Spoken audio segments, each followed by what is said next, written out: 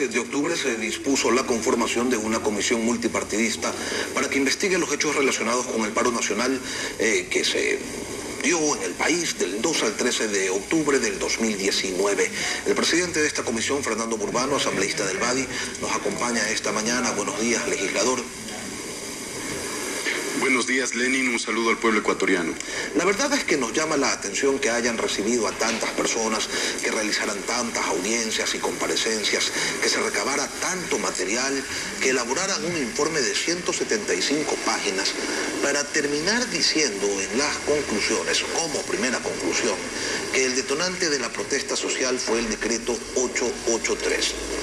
Créame, asambleísta, que si no lo ponían en ese documento, nadie se hubiera enterado. ¿Cómo explican ustedes haber terminado como primera conclusión de este informe y de todo el trabajo realizado con una verdad de perogrullo? Porque es importante, Lenin, reafirmar que el punto de inflexión definitivamente es el decreto 883. Primero porque hay que comprender que las protestas no surgieron de manera espontánea, sino que hay un antecedente que es la sumatoria de políticas cerradas, no solo de este gobierno, sino de anteriores gobiernos, especialmente en sectores vulnerables como son la ruralidad del país, los jóvenes, las mujeres, que precisamente son los actores que estuvieron en el paro nacional. Si no se determina claramente que el anuncio de un decreto sin la suficiente socialización, sin la suficiente construcción colectiva con aquellos que pudieran haber sido los afectados, pues evidentemente no hubiéramos señalado lo correcto. Por eso decimos, el 883 es un detonante, pero al señalarlo advertimos que hay un pasado, hay unos antecedentes y que en el futuro las nuevas políticas que vayan a tener este tipo de impacto tienen que construirse de manera colectiva, con los actores, con los que posiblemente pueden ser afectados. Y el anuncio de estas medidas tiene que tener contingencia. Precisamente usted ve que el Ecuador no es una excepción en el caso de las protestas sociales. Es en el mundo el que está fallando el sistema democrático, precisamente porque no estamos construyendo con diálogo, con pluralidad, con escuchas proactivas las demandas de los ciudadanos. Ayer la Asamblea Nacional con 81 votos aprobó el informe que ustedes presentaron, pero me llamó la atención escucharlo decir en el Pleno que no habían encontrado argumentos para determinar que hubo un intento de golpe de Estado o de insurgencia, y resulta que la Fiscalía dice otra cosa. Parecería que aquí alguien no está haciendo bien su trabajo. ¿Son ustedes o es la fiscal? Bueno, la Fiscalía todavía no ha concluido su trabajo. La Fiscalía está en ese proceso. Esperemos que determine en las próximas semanas, en los próximos días, la conclusión sobre este tema. En la mesa no se expusieron los argumentos, las pruebas necesarias para sostener esta teoría que viene desde algunos sectores de la sociedad, incluso del gobierno.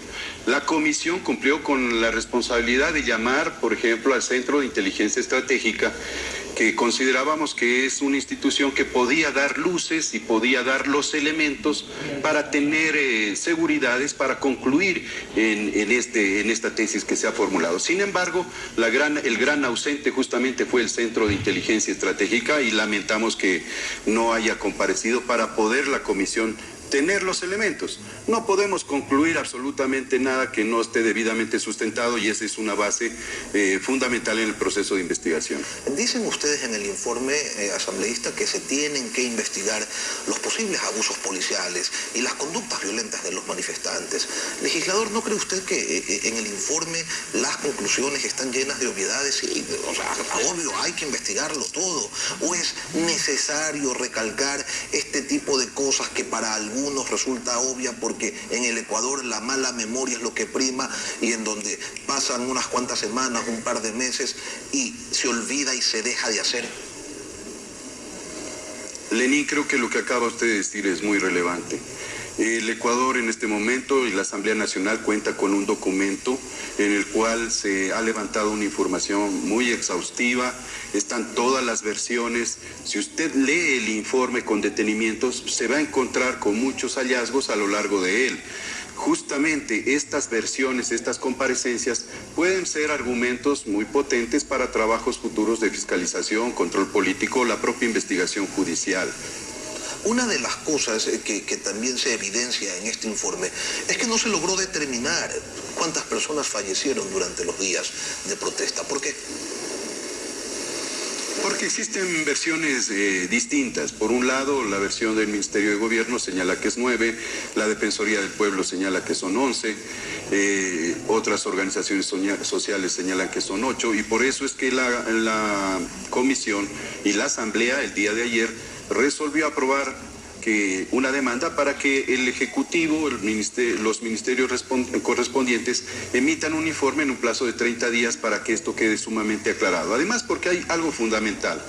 El eje central del informe también se convierte en la preocupación por las víctimas, porque en verdad hay muchos criterios respecto de la búsqueda de responsabilidades, pero también tenemos que ponernos del lado de las víctimas, y no solo nos referimos a aquellas que perdieron la vida, aquellas que perdieron un ojo, aquellas que están con algún problema de discapacidad, sino también a las que tienen problemas económicos a causa del paro, los sectores productivos. Y creemos que se tiene que hacer una investigación profunda, seria, y aquí la Fiscalía y la Defensoría del Pueblo juegan un papel muy importante. Nosotros estamos haciendo un llamado para que la Defensoría del Pueblo particularice e individualice los casos, porque solo de esa manera se puede determinar responsabilidades, por ejemplo, en el caso de un posible uso indebido de la fuerza, pero además porque debería haber reparación para las víctimas. Lamentablemente, muchas de ellas están todavía en una situación de indefensión, y si esto continúa en el futuro, pudiera ser el Estado ecuatoriano incluso demandado, con las consecuencias también económicas por esto. No existe una cifra consolidada de cuánto se perdió durante los días de protesta. Hay unas cifras sueltas y se tenía la expectativa de que ustedes en la comisión lograran determinar el monto exacto de las pérdidas económicas en el país por la paralización, no solamente las pérdidas del Estado, sino también las pérdidas privadas. ¿Se pudo hacer ese trabajo? En el informe se recoge algunas cifras, pero usted tiene razón en el hecho de que todavía oficialmente no se lograron cuantificar. Solicitamos información, por ejemplo, al Ministerio de Finanzas, solicitamos información a los gremios, a los sectores productivos, en el informe se cuenta. Sin embargo, no podemos consolidar con informaciones parciales. Por eso es que la comisión está receptando. Yo le digo que incluso, por ejemplo, un informe recibimos antes de ayer, lamentablemente ya ha pasado el tiempo necesario, de obras públicas, en el cual se detallan muchas afectaciones. Espero yo que a lo largo de este tiempo, y con la tarea que nos hemos autoimpuesto de hacer vigilancia y cumplimiento a las recomendaciones del informe, podamos determinar con exactitud el tema de los impactos económicos. Porque es importante también señalar que en el informe se le pide al Gobierno Nacional establecer medidas concretas para poder tener ayudas a quienes perdieron en sus negocios. Hay muchos que, por ejemplo, por actos vandálicos y por actos de violencia, paralizaron su actividad y no han podido recuperarse, o los productos que ofrece, por ejemplo, Ban Ecuador para la remediación, no son productos, digamos, diseñados para el caso específico de estas personas que prácticamente en muchas particularidades perdieron todo. El proyecto en sí de resolución está muy preocupado por las víctimas, y eso es importante señalarlo. El legislador René Yandún planteaba en el Pleno que él tenía algunas interrogantes, por ejemplo, si funcionó o no el sistema de inteligencia. Usted ya nos dice que ellos ni siquiera acudieron ante esta comisión, pero también quería saber quién financió la movilización indígena, quién coordinó la infiltración de extranjeros en las protestas, si hubo o no un acuerdo entre organizaciones políticas y los organizadores del paro para actuar en conjunto. Eso en el informe no se responde, pero a lo mejor aquí en el programa y usted nos pueda dar algunas pistas. Esa es una tarea de los órganos de la Fiscalía y la Justicia, tienen que determinarlo a través de las investigaciones.